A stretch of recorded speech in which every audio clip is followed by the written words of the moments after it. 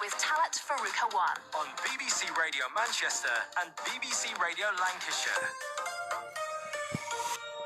Well, now to the cinematic world, and award-winning filmmaker Prataya Saha is currently touring the UK with his 3 short films and is coming to Manchester.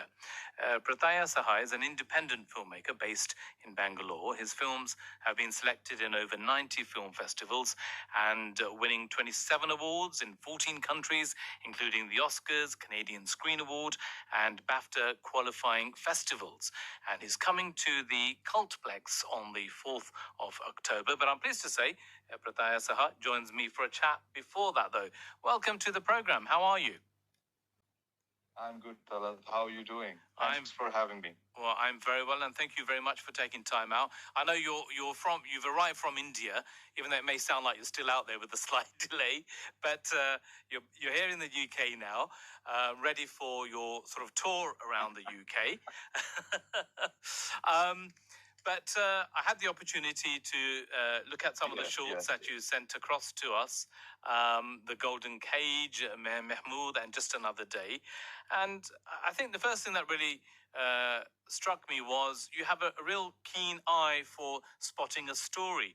How do you go about, when you're out and about in society, observing people around you? Yeah, I think, you hit the nail in the head, because I think a lot of my stories come from my travels. Like, for example, my Mahmood is on a story of an immigrant in Dubai who cannot speak in English. Now, for me, this story has been inspired by real stories that I've heard from taxi drivers in Dubai and Sharjah while talking to them on long drives. So, I think my travels are big inspiration for my stories.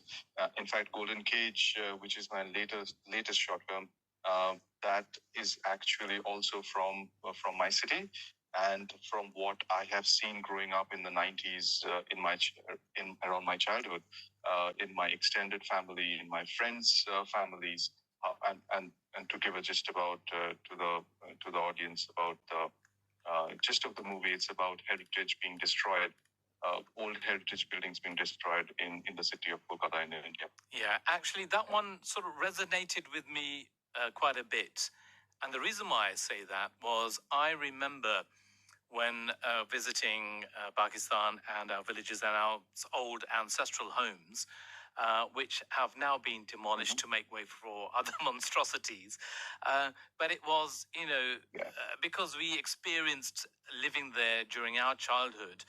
And when they disappeared, it was like, oh my God, all that history is just gone now. Those little corners, those places where, you would see your grandparents sit, your great-grandparents' furniture dotted around the place. And it was just, you could feel, you could sense them. And now that they've sort of demolished it and built a new building, it's gone. It's no more. Yeah, I'm glad you resonated with it.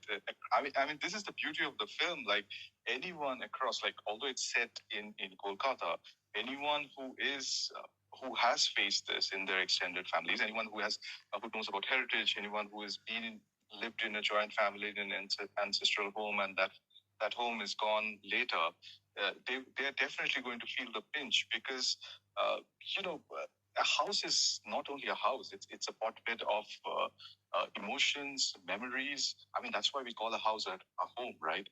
And in fact, the working title of this film was A House That We Call Home, which later on transformed to The Golden Cage.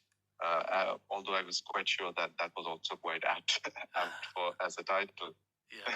But the plethora of these houses all across the subcontinent, and of course around the world, of ancient civilizations.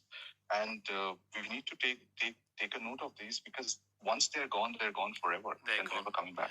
Yeah. It's like people, isn't it? If you don't record their stories, once that generation goes, they go, and it's lost forever. And likewise, I suppose the same is for buildings, even though they last a lot longer than humans, but they have a story to tell. Yeah. And but also in a sort of juxtaposition to this, there's the Kashmir community that reside here in the UK, and they have built some beautiful houses back in Kashmir.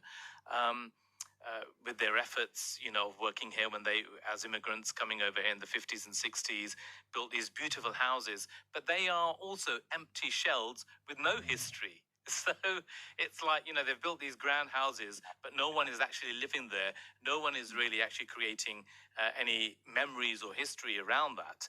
And they're just empty shells. And yet here we have old buildings that aren't valued because people want to modernize and therefore get rid or have to sell for whatever, economic reasons. Yeah. So, it's an interesting one that you pointed out there.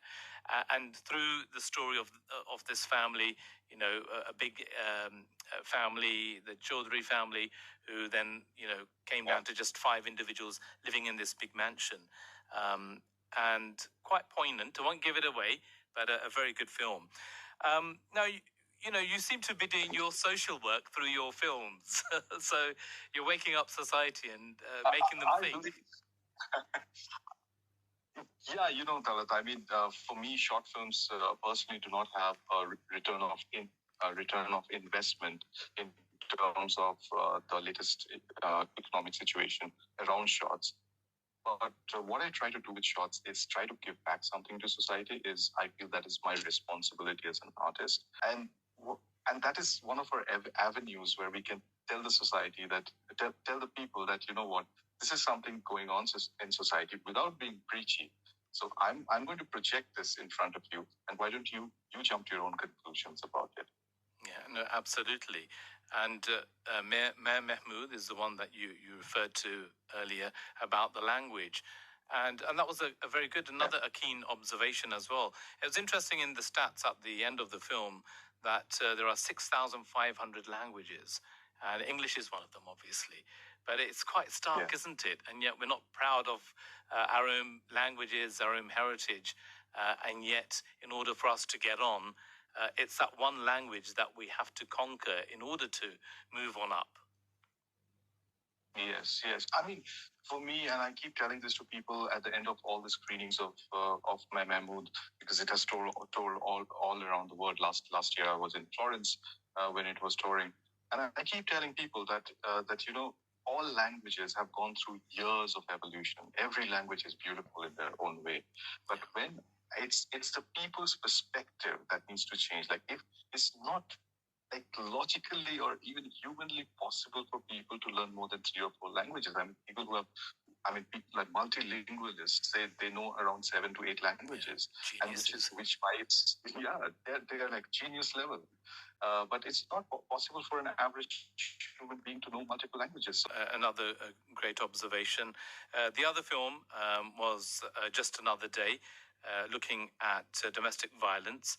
And the interesting stat from that was 1 in 6 women face abuse during pregnancy, and you highlighted that cause. I've got to mention the name before we do run out of time, who's a very good actor, and that's Anshulika Kapoor. Yes, Anshulika Kapoor. Yeah, she features in your films. Any particular reason why you selected her? I feel I've been a very close friend of Anshulika from my theater days. Like, I started my theater in her production, and Just Another Day was right after our first theater production, which was Chitrangada. I think she did a very good role in that, and I was quite impressed.